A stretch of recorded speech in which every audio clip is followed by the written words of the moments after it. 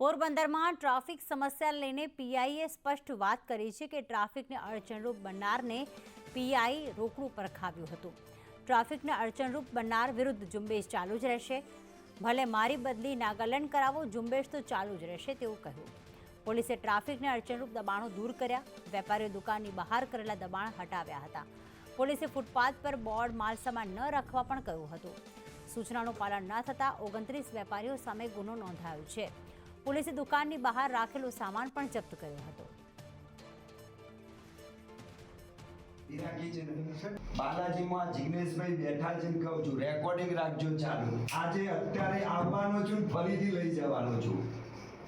બાલાજીની સામે ભગવાન હનુમાનજી દાદાની સામે મદ્રેસાની દિવાલ ઉપર જે લારીઓ ઊભી રાખી છે ને, તમે 400 રૂપિયા મ્યુનિસિપાલિટીને આપો છો એટલે શું એ જગ્યા હક કરી લીધો।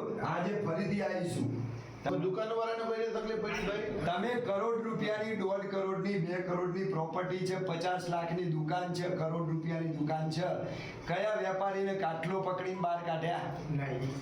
લારીઓ ને લારી પોરબંદરમાં નહીં રહેવા દઉં, નહીં રહેવા દઉં, નહીં રહેવા દઉં।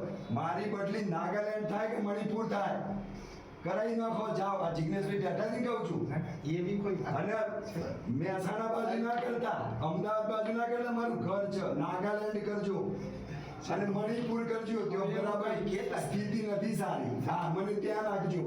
બાકી તમારી લારી, તમારી દુકાન ભગવાન બાલાજીની સામે છે ને, આજે હમણાં મારું કામ પૂરું કરી 12 વાગે ધોકો લઈને આવું જ છું। બાલાજી